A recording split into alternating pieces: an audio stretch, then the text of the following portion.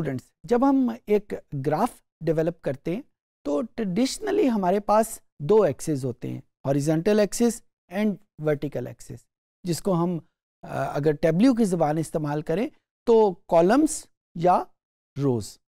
लेकिन बाज़ औक़ात हमारी रिक्वायरमेंट या हमारी ख्वाहिश ऐसी होती है कि हम एक ही ग्राफ के ऊपर दो से ज़्यादा वेरिएबल को या दो से ज़्यादा एक्सिस को हम शो करवा सकें। इस पर्टिकुलर सिनेरियो में हम जो टेक्निकल टर्म इस्तेमाल करते हैं वो डुअल एक्सिस की टर्म इस्तेमाल करते हैं। यानी हम इस कॉलम्स में अगर यूज़ कर रहे हैं डेटा को, तो लेफ़्ट साइड के कॉलम्स हमें किसी और वेरिएबल के रेफरेंस से मेजरमेंट दे रहे हैं और राइट साइड का जो कॉलम्स है वो हमें किसी और वेरिएबल के हवाले से इंफॉर्मेशन दे रहे हैं। मेरी शायद बातें आपको बड़ी एम्बिगुअस लग रही हों। आइए हम कंप्यूटर की स्क्रीन पे चलते हैं और देखते हैं कि ये एम्बिग्विटी कैसे रिजॉल्व करता है टैब्ल्यू। ये बड़ा मज़ेदार फीचर है कि जिसमें हम एक ही ग्राफ में मल्टीपल वेरिएबल्स को विजुलाइज करते हैं और प्राइमरी पर्पस इसका ये है कि हम उन दो एक्सिस के ऊपर जो भी वेरिएबल मेजर कर रहे हैं उनको कंपेयर कैसे करें। फॉर एग्जांपल, अगर एक एक्सिस पे हम मेजर कर रहे हैं सेल्स को और राइट एक्सिस पे हम मेजर कर रहे हैं क्वांटिटी को, तो जब हम उसको डुअल एक्सिस पे रखेंगे तो हमारा प्राइमरी पर्पस ये होगा कि हम सेल और क्वांटिटी को आपस में कंपेयर कर सके कि कहाँ पे सेल के ज़्यादा होने से क्वांटिटी पे क्या फ़र्क पड़ता है या क्वांटिटी के ज़्यादा होने से सेल पे क्या फ़र्क पड़ता है। तो आइए कंप्यूटर की स्क्रीन पे चलते हैं और देखते हैं कि टैब्ल्यू में हम डुअल एक्सिस कैसे डेवलप करेंगे। जी स्टूडेंट्स, ये मेरे सामने टैब्ल्यू का इंटरफेस मौजूद है और वही सैम्पल फाइल हम यूज़ कर रहे हैं जो हम सारी एग्जांपल में यूज़ कर रहे हैं, सुपर स्टोर के नाम की, और ये वही वेरिएबल्स हैं। मैं यहाँ पे जो ग्राफ डेवलप करूँगा उसका पर्टिकुलर पर्पस ये है कि मैं डुअल एक्सिस की तरफ जा सकूँ। तो यहाँ पे लेट से मेरे पास प्रोडक्ट के नाम का ये कॉलम में रख लेता हूँ और यहाँ पे मेरे पास उसका प्रॉफिट यहाँ पे मौजूद है। प्रॉफिट को मैं सम की बजाय अगर मैं एवरेज में देखना चाहूँ, मीडियन में देखना चाहूँ, तो दैट इज़ ऑल पॉसिबल। अब यहाँ पे अगर मैं गौर से देखूँ तो मेरे पास जो हॉरिजॉन्टल एक्सिस है उसमें उसकी कैटेगरीज मौजूद हैं और वर्टिकल एक्सिस में मेरे पास प्रॉफिट की मुख्तलिफ वैल्यूज़ मौजूद हैं और ये उनके हिसाब से मेरे पास डेटा है। अब अगर मैं इसी ग्राफ में लेट से क्वांटिटी को भी देखना चाहता हूँ, इसी पर्टिकुलर ग्राफ में कोई नया ग्राफ नहीं बनाना चाहता, तो मैं उसके लिए इसको इसी ग्राफ में स्प्लिट किया और आप ये देखें कि अब इस वक्त जो नज़र आ रहा है वो प्रॉफिट और क्वांटिटी ये एक अलग-अलग ग्राफ्स में मेरे सामने मौजूद है।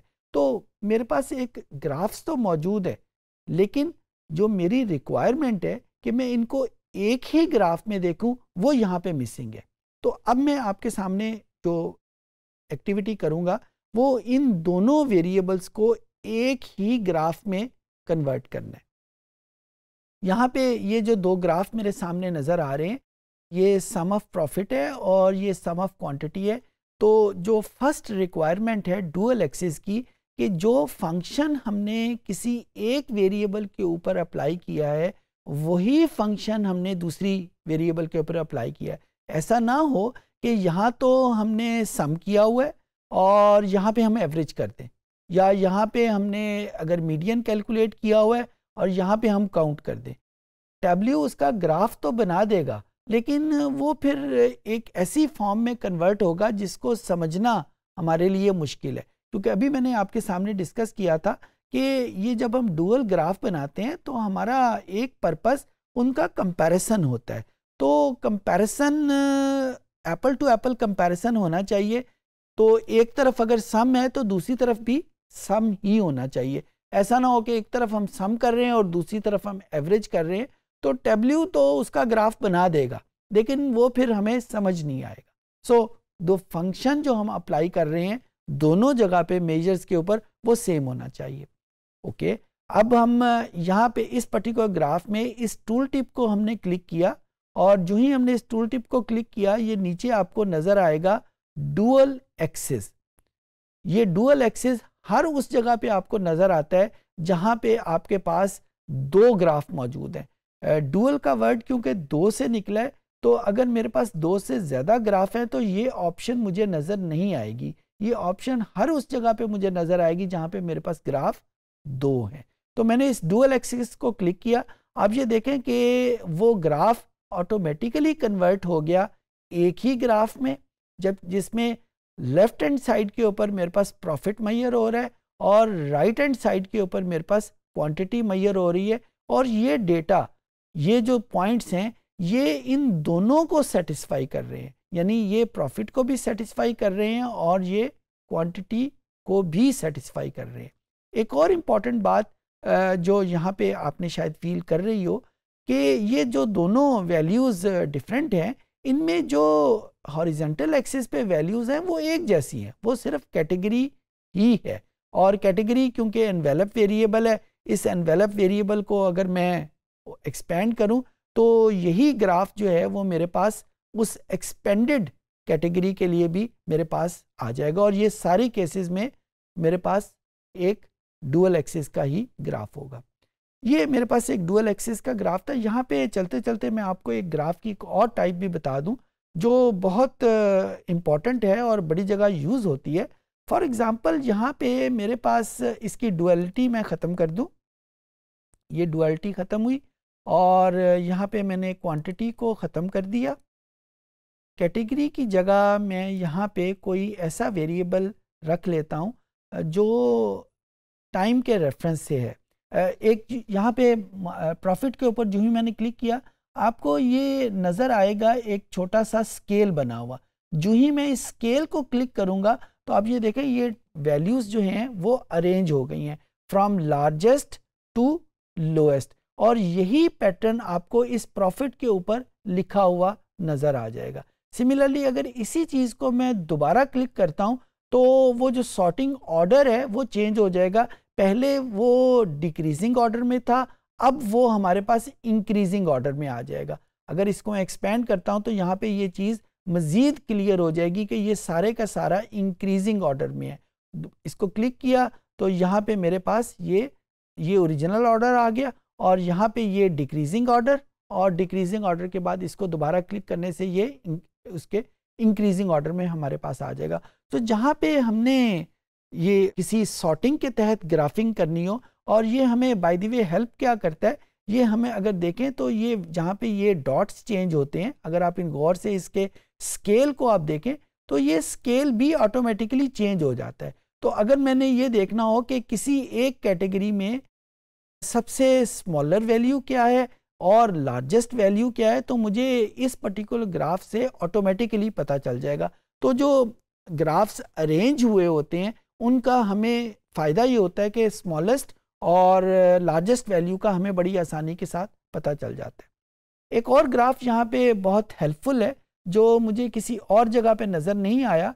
लेट्स से मैं इस ग्राफ को रिप्लेस कर देता हूँ किसी टाइम की वैल्यू के साथ। मेरे पास एक ऑर्डर डेट के नाम का वेरिएबल मौजूद है, तो मैंने ऑर्डर डेट के रेफरेंस से इसको स्प्लिट कर दिया। यहाँ पे मेरे पास हॉरिजॉन्टल एक्सिस में अब ईयर्स आ गए।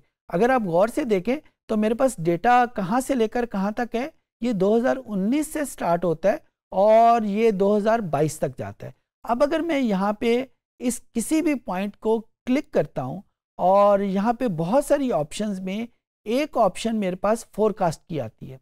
फोरकास्ट बेसिकली हम कहते हैं कि फ्यूचर की वैल्यू को हमें पता चल जाए, यानी फ्यूचर की वैल्यू को जानने के अमल को फोरकास्ट कहते हैं। जिस तरह वेदर फोरकास्ट हो जाता है, हमें प्रिडिक्शन भी लफ्ज़ बोलते हैं।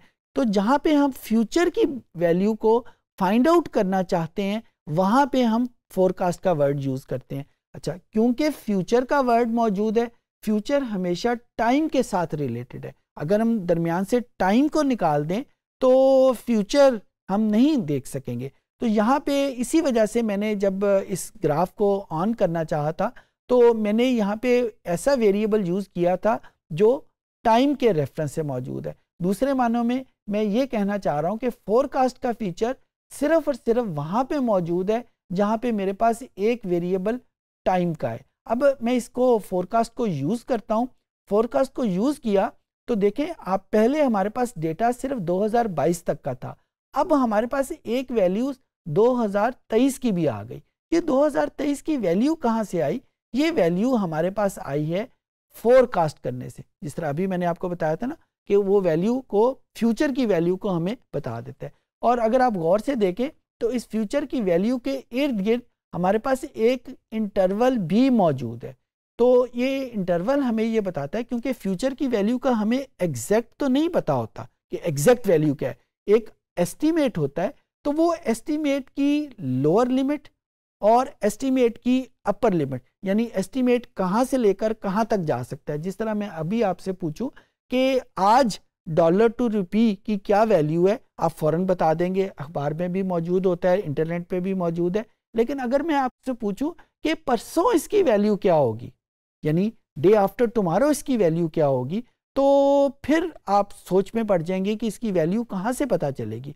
और जो एस्टीमेट या जो अंदाज़ा आप लगाएंगे वो जाहिर है आप उसे बताएंगे कि अच्छा इसकी वैल्यू यहाँ से लेकर यहाँ तक वेरी कर सकती है। तो वही इंटरवल हमें यहाँ पे टैब्ल्यू भी प्रोवाइड कर रहा है कि फ्यूचर की वैल्यू को उसने कैलकुलेट तो कर दिया है, लेकिन उसने दो लिमिट बता दी हैं कि ये वैल्यू यहाँ से मूव होके यहाँ पे भी आ सकती है और ये वैल्यू यहाँ से मूव होके अपर वैल्यू यहाँ तक भी जा सकती है। तो ये हमारे पास एक फोरकास्ट का एक बड़ा हैंडी फीचर मौजूद है जो बहुत सारे सॉफ्टवेयर में अवेलेबल नहीं है। इस सेशन में हमने देखा कि टैब्ल्यू की मदद से हम डुअल एक्सिस ग्राफ कैसे डेवलप करेंगे। हम इस डुअल एक्सिस ग्राफ की मदद से कंपैरिजन भी करते हैं, और एक बहुत इम्पॉर्टेंट फीचर जो पहले हमने डिस्कस नहीं किया था कि हम फोरकास्ट कैसे करेंगे। जिस तरह अभी हमने लेक्चर में डिस्कस किया कि फोरकास्ट बेसिकली फ्यूचर की वैल्यू को फाइंड आउट करने का नाम है, जिस तरह वेदर फोरकास्ट है या जिस तरह और फोरकास्ट हम कर सकते हैं। तो डुअल एक्सिस में एक बहुत इम्पॉर्टेंट फीचर फोरकास्ट का है जिसको हम यूज़ करते हैं। उम्मीद है चीज़ें आपको समझ आ गई होंगी।